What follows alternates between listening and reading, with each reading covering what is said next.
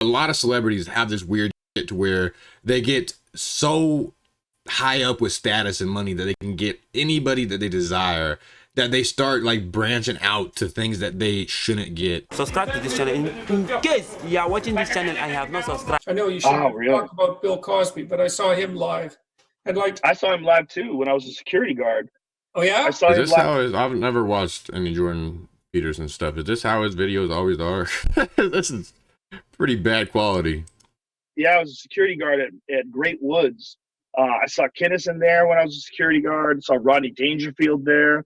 Yeah, I saw quite a few people there. Yeah, well, it was something to see him sit on his stool with his cigar and get the whole audience like literally hysterical. I mean, the guy in front of me was rocking back and forth so hard he could hardly breathe. His wife kept elbowing him to get him to kind of, turn back into something vaguely resembling a human being. But it's really amazing to see someone with that much command of the audience and so consistently, unbelievably funny. He is the most tragic story in all of show business. Man, it's a catastrophe. Next to Michael Jackson and O.J. Simpson. I mean, those are the three most tragic stories in show business. I get what Bill Cosby did was atrocious. Like, honestly, disgusting and vile as hell. But I think murdering your ex and her man might top that. Like, I mean, it's really hard because there's numbers, but the crime isn't as severe compared to not many people, but the crime is catastrophic. I think that's the best word for it.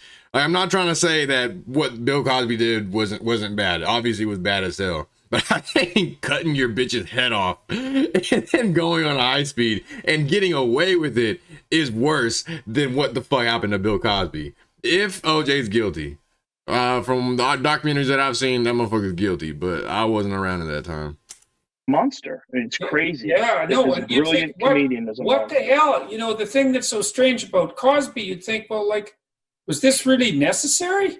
Like, right. Man, the guy was famous in 15 different directions and really well respected. You wouldn't have think he would have had to date had to be some sick women, fetish. It's just. Well, yeah. I mean, he could have just had prostitutes.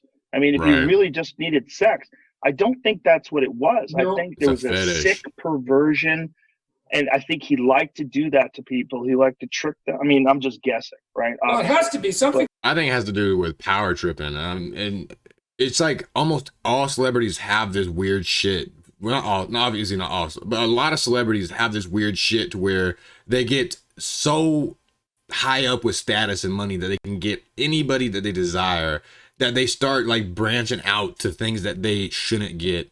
Like Jeffrey Epstein and all the people that he got to have child sex trafficking happen. And then fucking James Charles, he likes to turn straight guys into gay guys. Or Bill Cosby with his sick fetish. Or I've heard like Odell Beckham Jr., he likes to have girls shit on his chest. And there's just like, I feel like celebrities just do this because they're hungry for more, It's like a addiction. I don't know exactly how to describe it, but I know y'all at least know what I'm talking about, because it's like celebrities go through this shit all the time where you hear about some celebrity doing some weird fucking shit whenever they don't have to. They don't have to. They could fuck anybody, but they don't. But that doesn't get them the satisfaction because there's no work in it. That has to be the only reason why celebrities do weird shit like that. It's because they're power tripping. Like that, because it's so counterproductive and so psychotic. It's psychotic. I mean, I don't understand it. I've tried to sort of imagine what it must have been like to be around in the 50s and the 60s. I think people did that to each other way more often than we'd like to admit. And I think that it was more casual than we would think of today, where people would slip someone a Mickey, or, he even had a bit that he did way back in the day about giving someone Spanish fly, that you'd give someone something that would make them horny. Right. I think he was probably a guy that had an incredibly inflated opinion of himself, didn't want anybody to ever reject him, experienced that a few times. Again, this is pure speculation. That could be true, and just decided too. That he was better than people, that he could just drug them. It's so strange though, because his comedy was basically so like it was generally family oriented. It was, yes, you know, and he No put cussing. himself forward as a role model, and he was credible. Like he was credible as an actor, as a role model, and he seemed credible as a spokesperson. Is kind of makes me think, you know, there's this idea that the psychoanalysts had. There's a guy named Erich Neumann who was a student of Carl Jung's, and one of the things that Neumann said. Wrote a book called Depth Psychology and the New Ethic right after World War II. And it's a great book, a little thin book, but it's a great book. And one of the things he says in that book is, don't be better than you are. Mm. And what he meant was, he didn't mean don't improve, like, that would be foolish. He meant beware of adopting a persona that makes you a far better person than you actually are, because all of that part of you that you're not admitting to, that's going to go off and have its own life, because you're not integrating it, you know, you're suppressing it in some way, and you're not, and so it's a live. That's why degenerates are usually the most trusting people. Like I'm a proud degenerate. I try my best to be on the straight and narrow now, but I still have my little slip ups and shit, and I recognize that shit, and I'm honest about it, I'm open about it, and I reflect on it. I mean, honestly, pretty much anybody that is just open about their wrongs and what they've done and shit, they're almost always the nicest people. Like Joe Rogan's not really a degenerate, but he kind of is on that line. Joey Diaz is one.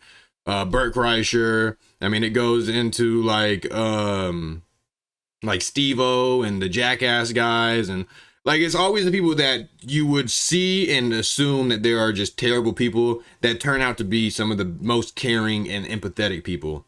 Living thing, you know, that, well, like the aggression you had when you were a fighter, that's a big, deep part of you, you know. You can't just push something like that aside and pretend that it's not there and think that it's not going to go off and have some fun when you're not paying attention. Yeah. So, to me, like something like that must have got him, is that he was split between this really good guy that he was trying to be, which was like too good, and